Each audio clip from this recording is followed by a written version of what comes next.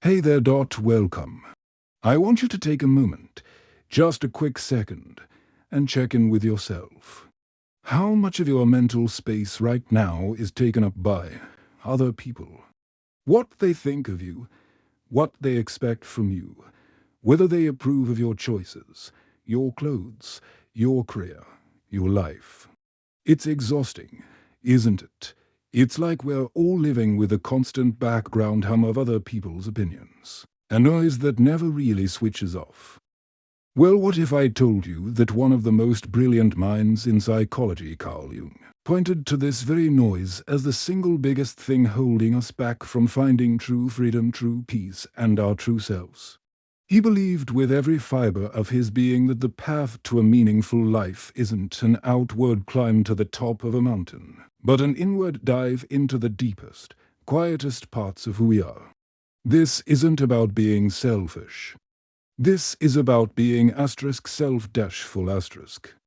It's about building a foundation so strong inside yourself that the storms of the outside world can't knock you over. And it all starts with a radical act, turning down the volume on everyone else, and learning to listen to the one voice we so often ignore, our own. So, let's talk about that. Let's talk about the journey inward. Part 1. The Tyranny of the Outside World. Carl Jung had this powerful idea that focusing on others is like a powerful external force that blocks our internal path. It derails us. It sends us off on a detour that can last a lifetime. Think about it. From the moment we're young, we're handed a script. Society, our family, our friends, the media, they all have a say in what a good life looks like. Go to school, get a good job, get married, buy a house, have 2.5 kids, be successful, be happy, look a certain way. The list is endless. And we try so hard to follow that script, to play the part we've been assigned. We mold ourselves to fit the expectations. We do it for a simple, human reason. We want to belong. We want to be loved and accepted. And in the short term, it works. Playing the part gives us a temporary peace, a sense of fitting in. But Jung warns us about the long-term cost. When we live according to someone else's expectations, we lose the chance to truly know ourselves. We become disconnected from our own inner desires, our own needs, our own weird and wonderful quirks that make us who we are. It creates this deep, unsettling feeling of being lost in your own life. You might have everything you're supposed to have and still feel a profound emptiness. That's the feeling of being off your own path. You're living a life designed by committee, and the most important member of that committee, you, was never really consulted. This constant outward focus is a distraction, a massive, society-wide distraction. Social norms, cultural pressures, the constant ping of notifications, they all pull us away from an inner voice. We're so busy managing our external image that we neglect the internal reality. And the search for external approval is a bottomless pit. You can never get enough. You'll always feel like you need to do more, be better, achieve more in the eyes of others. It creates a state of perpetual anxiety, a feeling of never being quite enough. This is the opposite of inner peace. It's inner turmoil. Jung taught that a person who defines themselves by others is distancing themselves from their own inner identity. They start to feel like an imposter in their own life. True happiness and that deep, unshakable peace we all crave, they don't come from a standing ovation from the crowd outside. They come from aligning with our own internal values and thoughts. They come from coming home to ourselves. He knew this wasn't easy. The pull of the outside world is strong, but the reward for returning inward is nothing less than your own freedom. When you focus on yourself, the opinions and judgments of others slowly lose their power to define your life's path. And that's when you can start building a life that is authentically uniquely, joyfully yours. Part 2. The Radical Power of Silence. So, how do we even begin to turn inward in a world that never stops shouting? Jung's answer was simple, but not easy. We must embrace silence. Now, when I say silence, I don't just mean turning off the music or putting your phone on mute. I'm talking about a state of being where the mental and emotional chaos begins to settle. It's about creating a quiet space not just around you, but asterisk inside asterisk you. Our modern world is a masterpiece of noise. We're constantly plugged in, tuned in, switched on. Our minds are occupied from the moment we wake up to the moment we fall asleep, and sometimes, even then, the noise follows us into our dreams. This external chaos makes it impossible to hear the subtle whispers of our inner world. It keeps us dependent, looking outside for the next cue, the next trend, the next thing to want. But Jung said that real peace and true meaning are found by withdrawing from that circus and sinking into the depths of quiet. Only in silence can our inner self clarify and show itself. Because a silent mind is like a still lake. When the water is choppy and muddy, you can't see the bottom. But when the surface becomes calm and clear, you can see all the way down to the depths. You can see what's really there. Silence is the doorway to the subconscious. This is a huge part of Jung's teaching. He believed we can't find our true selves without understanding the powerful, hidden part of our psyche, the subconscious. This is where we store everything we've forgotten, repressed, or ignored. Our shadows, our deepest fears, our hidden desires, the echoes of past hurts, they all live here. And they only come out to be seen in the silent space.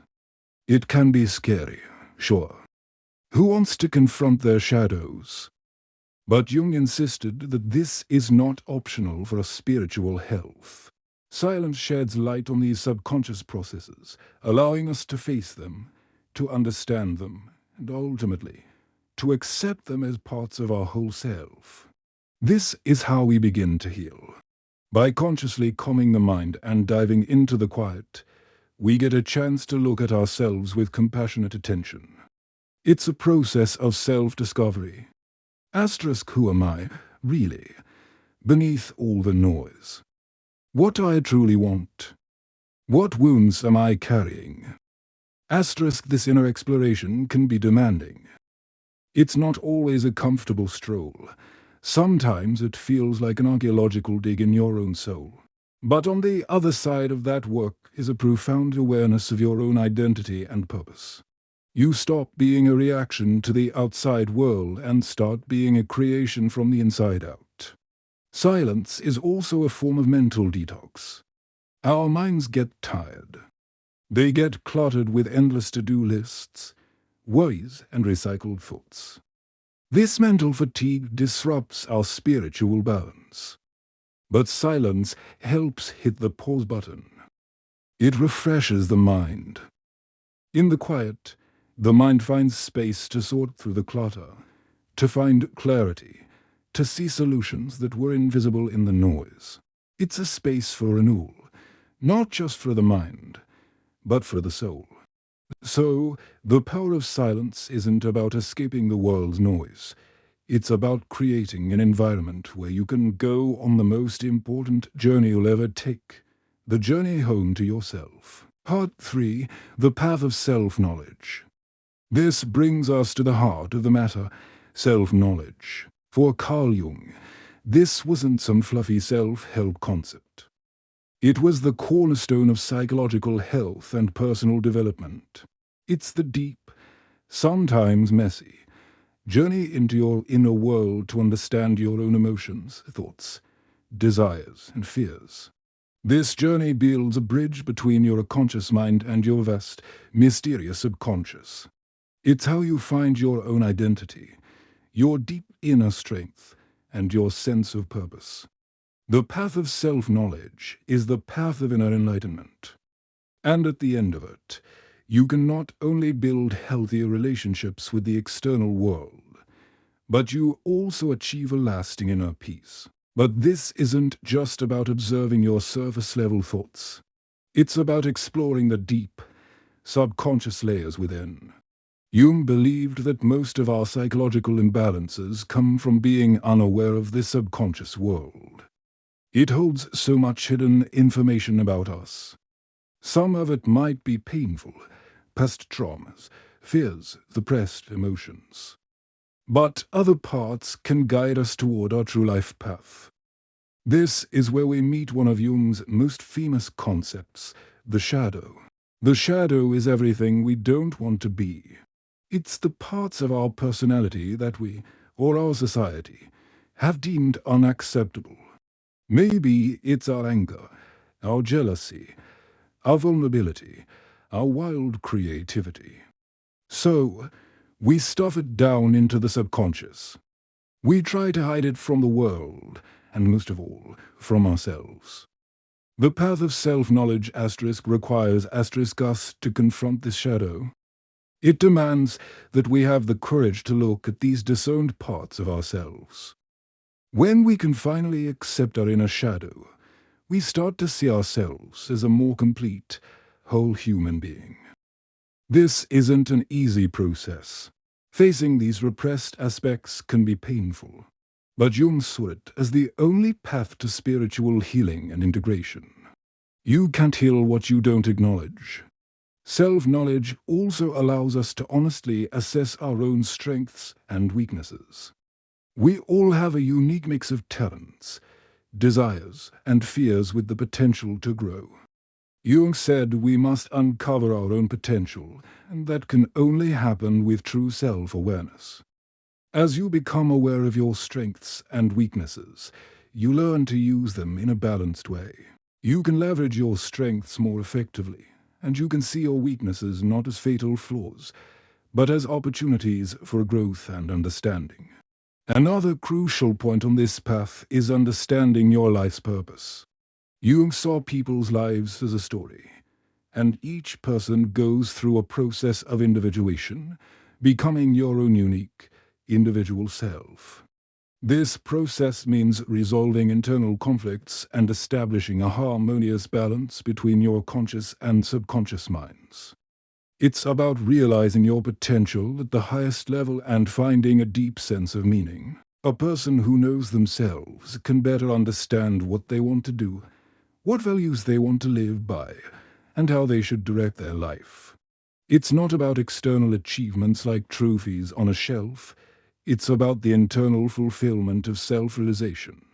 This journey is unique for every single person. We all come with different experiences, backgrounds, and personal histories. Self-knowledge is, in a way, the discovery of your own unique identity and life path. It can last a lifetime, and each new experience provides a deeper level of self-awareness. According to Jung, the path of self-knowledge confronts us with our true self and, in doing so, sets us free. When we dare to dive deep into our inner world, we can make peace with both our dark and light sides. Accepting ourselves exactly as we are and reconciling our strengths and weaknesses brings us a profound sense of freedom and satisfaction.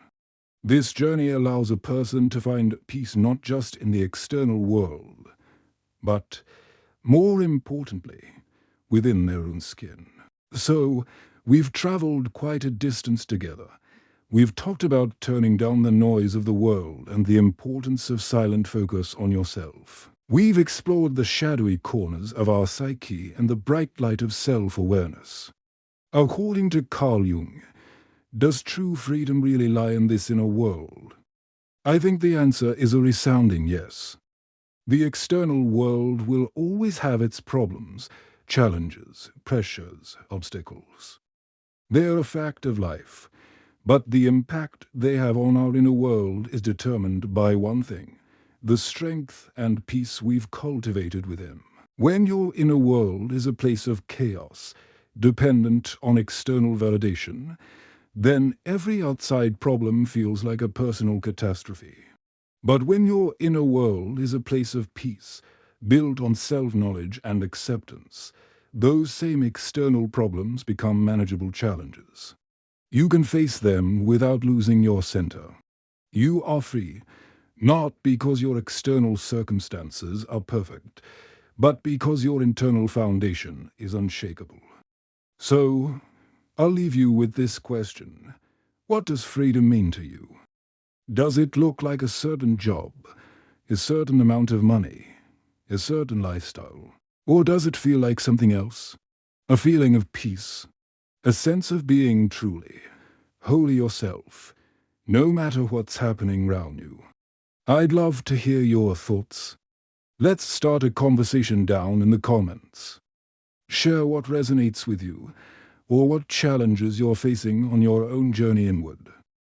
If this talk sparked something in you, if you want to continue this exploration, please don't forget to subscribe to the channel and like this video. Your engagement means the world to us and helps us create more content like this. If you really want to support our channel and our community, the join button is open. You can support us directly by using the join feature. Thank you so much for being here, for listening, and for investing in your own inner journey. Take care and talk soon.